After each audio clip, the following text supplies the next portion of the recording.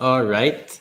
Hello, everyone. I'm sorry we're a bit late. Actually, I mistook. I made a mistake. I forgot to I forgot to calculate the daytime savings in Italy. Oh, So, my fault. And so today we're with Emily Tamkin, the editor of the New Statesman, and the author of The Influence of Soros. And it's a really, really readable, very nice book. A lot of very interesting information. For example, the fact that Soros is an Esperanto word, which is very, very interesting. And I think I could start with the question on why Soros was so vilified, or why Soros is portrayed as such a boogeyman. Well, first of all, thank you guys for having me. Second, I should mention that I'm just the U.S. editor of the New Statesman, so I don't cover not the whole editor. It's a big question as to why he's so vilified, right? I think that the general answer is that politicians and pundits, particularly on the political right, have figured out that he's a very effective tool to stoke fears and to get their supporters to come out and vote and et cetera. But the follow-up question then is, well, why is he such an effective tool? And the answer is a combination of a few reasons. The first is that given his his life and prominence in the philanthropic, financial, and political realms, he's already a very famous name. So he's known, although people don't necessarily understand why they know him. And that gap can be a very powerful thing for myth and conspiracy. The second is that he works in finance, which conjures up all sorts of, and has had a career of speculating, which conjures up all sorts of imagery, some fair, some unfair. And the other part of it is that just the simple, especially in Europe where you guys are, just the simple fact of his identity makes it easy to weaponize him. So he's Hungarian, which, in Hungary, it's like, well, he's the Hungarian who left. In Slovakia and Romania, there, in some cases, not all, there are stereotypes one might have about Hungarians who are ethnic minorities in those countries. And he's Jewish, which automatically, for some, brings with it connotations. So all of this, right? His fame, the kind of mystique around his persona, and just who he is, combine to make him a very effective tool that politicians can use when they want to, when they would rather deal in conspiracy and myth than in fact. It leads us to our second question. Because, I like the transition. Very good. Well, practically, in the last few days, we were talking a lot about the distinction between anti-Semitism, or when it becomes anti-Semitism, and when it's possible to legitimately criticize some of what Soros does. And we were just wondering, what's your take on this aspect? So I want to be really clear that, and I try to make this clear in the book, that I'm not saying that people shouldn't criticize Soros. I think that there is a lot that can be criticized. I'm personally very uncomfortable with the idea that any one person has that much wealth.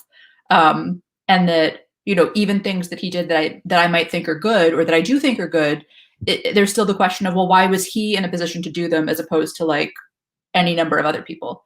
But I think that when you're criticizing him, it's really important to have the criticism be about what he's actually said and done, and not over assigning agency to him. Because this idea, like, anti-Semitism is prejudice against Jewish people, but baked into that is often the idea that the Jew is the perpetual outsider, or perpetual foreigner, and that because they're not really part of a nation or a society or what have you, they want to try to control it and destroy it. So when you over-assign agency to Soros, that to me is when you cross into anti-Semitism. So an example of this is, here in the US, Soros has given money to like progressive prosecutors who are running in district attorney elections. And, to me, I think it's fine to say, well, I don't know that billionaires should be able to give money to local political elections, right? It's just like there's so much, they have so much money, and it's coming into this very, in some cases quite communities that don't have that much money, and I think that's wrong. That's criticism. But when Tucker Carlson, points to this and says Soros is hijacking democracy, well, now we've crossed over into something, right? Because are you saying that everybody who's a political donor is hijacking democracy? From whom is he hijacking democracy? Why is having more progressive prosecutors in DA spots, like, why is that hijacking democracy?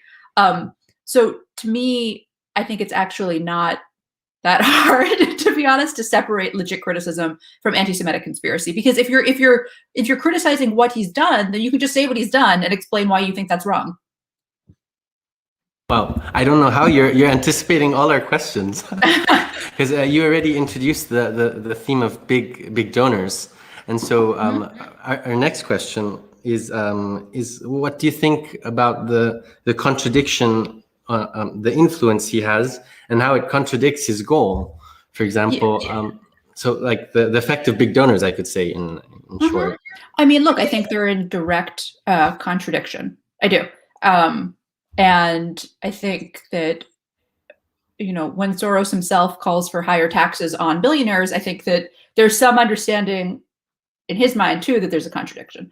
The idea of an open society is a society in which we can all participate and together arrive at a more perfect understanding through discussion and debate. If you have some people who have that much wealth and with it that much power, then we're not having an equitable debate, right? Because just by them putting their thumb on the scale, it changes things. Like if Soros were, if you and I were debating something and Soros came in, he's automatically going to have more say than you and I. And that's not an open society, right? Like in the sense that he's using it in which we're all trying to work together to reach better understanding. And I think that he's been really hypocritical at some points in his career. For example, he was a very outspoken proponent of campaign finance reform and limiting big money in politics before the 2004 presidential election, when he really wanted George W. Bush out and thus gave a whole bunch of money to try to get out the vote. And it's kind of like, well, maybe I agree with the cause, but the method is the same method that we were just criticizing 11 seconds ago. So yeah, I do think that it's an inherent tension. I think that it's, and I think it's more obvious. The thing is, this is not just true of him. It's true of all billionaire philanthropists, but I think it's clearer in his case because he's not funding like mosquito nets or scientific research. He is explicitly saying, well, I want to fund this, a liberal democratic society that's based on civic participation, which is great. But it's kind of in direct conflict with all the money. Just because you anticipated our next question as well. So I was wondering if you could talk, like, what's a question that no one has ever asked you, but you've always wanted to talk about, like something that's in your book that no one ever asked you about, but perhaps you wanted to underline or talk about. I'm not sure if it's a strange question, but I thought it would be appropriate. Yeah, no, that's a great question. I think something that has not come up a lot is the difference in his kind of political prescience in the United States and in Europe. Because I think in the US, he really saw where things were going. Like, I think if you go back, well, first of all, in the late 1990s, he was already giving money in Baltimore to treat drug addiction as a health and not a criminal issue, and to try to come up with means of not alternative policing, but like dealing with alternative means of dealing with violence in communities and drug addiction in communities. And so the conversation that we're having now in the States, like he was having that, 30 years ago. And I think that if you read his 2004 book, a lot of what he said about Fox News and how they're not interested in dealing with the truth and its propaganda and what that can do to a society. Like if you go back and read it now, I read it during, toward the end of Trump's term. And it was kind of like, oh, well, you really saw, you saw which way this was going. I think this stands in sharp contrast to Europe, where after many of the Central and Eastern European countries joined the EU, there was kind of this sense of like, they still have a presence in Europe, but they really drew down a lot. And the idea was like, well, the EU will take it from here. And like, we're just moving in this one linear pro-democracy direction. And I think that it's really borne out that's really not proven to be the case. And I just think it's so interesting that here, I think he really saw which way the winds were blowing. Whereas in Europe, I think in many ways he missed it. Yeah, it's almost the end of history vision of history. Yeah, exactly. And I think in the States he didn't buy into that. And it's interesting because at the end of the Cold War, when the Eastern Bloc was dissolving, I think he actually really did he did anticipate that in the absence of this one political project, if you did not create the conditions for liberal democracy to flourish in its place, you would get ethno-nationalism, and that would be a very dangerous thing. So we understood that, but then like 10 years later or 15 years later, kind of didn't see that it was starting to happen, which I find really interesting. Wow. Well, perhaps your book doesn't really talk a lot about QAnon and like what kind of how QAnon changed this narrative about rich philanthropists. I was just wondering if QAnon had any had added on to this boogeyman story, if you had any observations that would be interesting from this angle. Yeah, it's interesting because, I wrote the book in 2019. And so Q was already around, but it wasn't like it was even a year later. But in a way, Q hasn't really changed anything, right? Like it's made it worse. It's exacerbated what was already there. But it's pretty, I mean, it's the narratives that QAnon broadcasts are just the same narratives with a kind of even more conspiratorial twist that's wrapped up in like elites and pedophilia and so on and so forth. But the core of like rich Jews trying to destroy the world, that's still there. It's just a slightly different packaging. So going back to the idea of rich philanthropists and this cabal of people, I was just wondering, what do you think are the differences between, or that distinguish these different philanthropists? Like, what do you think are well, you already talked about how Soros is a bit more political in his contributions. I was wondering if you could talk about this just a little bit more. Yeah, I mean, it's not that he's more political in his contributions, because the philanthropy, like his political giving is political, but a lot of billionaire like philanthropists do political giving.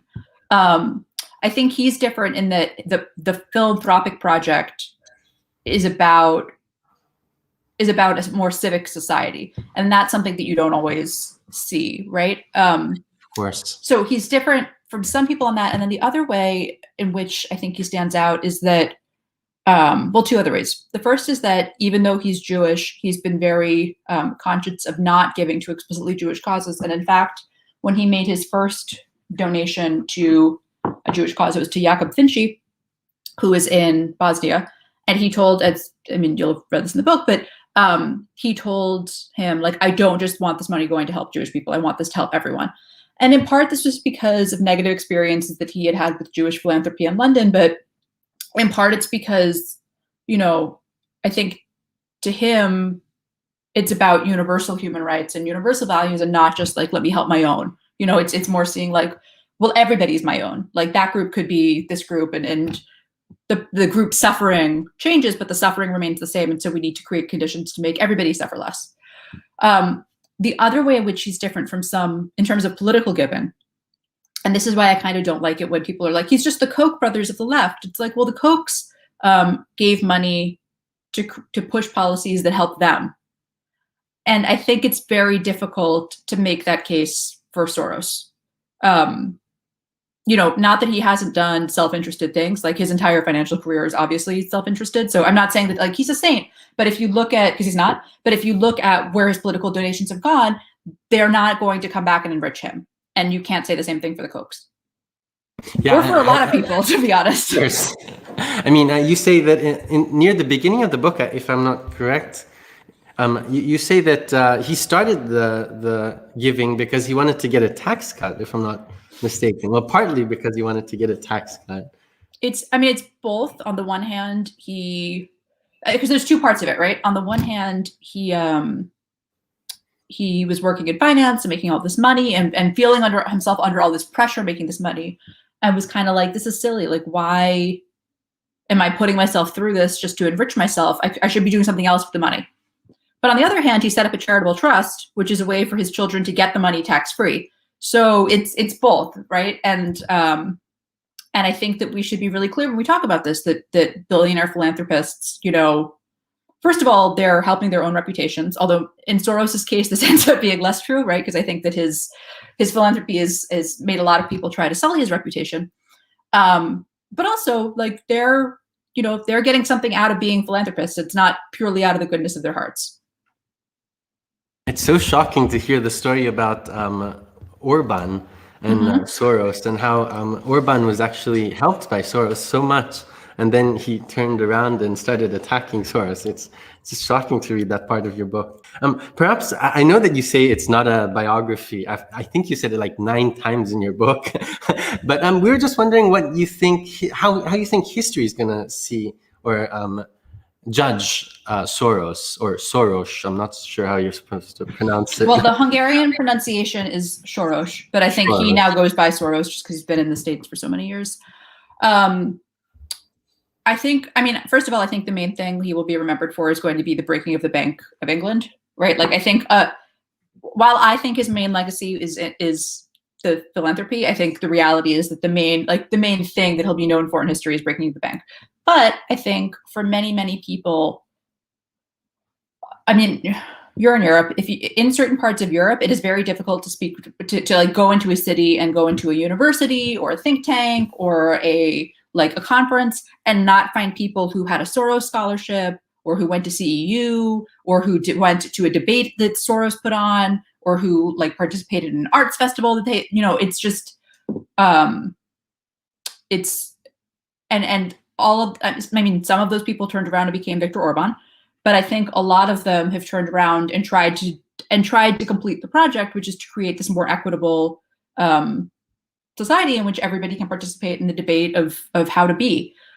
And to me, that's the legacy, and if those people turn around and criticize him and say, well, why should you have all this money and all this power? Then that's also a part of the legacy, right? Like the fact that people are some of whom benefited from Soros's money are now criticizing billionaire philanthropists. I think that's perfectly in keeping with the legacy of Soros. I think that that's something that he and his money and emboldened. Do you think Soros has had a bigger footprint than Bill Gates or other philanthropists? Because if I'm not mistaken, I think this is what you're saying in a certain sense. Well, I don't know if it's a bigger footprint, right? Because how, I don't know how they would compare overall. I think in terms of how our democracies work, it's probably like Soros and Zuckerberg, just because of the influence that Facebook, and not in a good way, but the influence that Facebook had on how our democracies function or don't. And Soros, I really do. I think that especially in certain parts of the world, and certainly in Central and Eastern Europe, I think that it had a tremendous impact for good and for ill on how politics function. This is a question that just came to mind. What do you think Soros could have done better with his money? Like, do you think he could have helped different organizations, or do you think? To me, it's not about like, could he have given this money to different causes?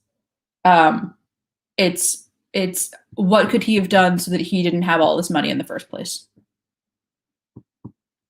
And also ideally he wouldn't have like helped create a financial crisis in Asia. Also would have been ideal. Yeah, you also, I'm not sure if you say it in your book or in another interview, you say that he might have helped cause Brexit with England.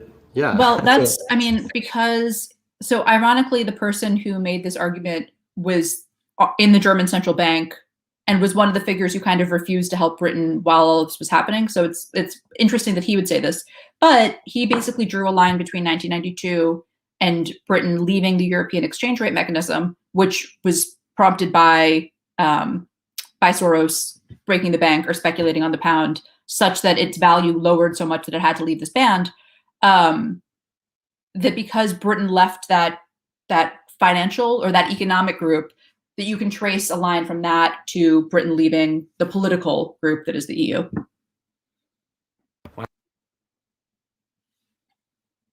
I can't hear you. I'm just going to ask you one last question. Yeah, sure. You're so generous with your time. Thank you. The last question would be, what do you think are the three most important concepts of your book? It's a question we ask all our guests, but I was just wondering, what do you think the three main concepts are? So, I think the first is no one man should have all that power. I think the second is that we get to decide how we want to organize our societies. And if we want those societies to be organized around ethnicity and nationalism, or if we want them to be organized around who wants to participate in civic life in the civic sphere.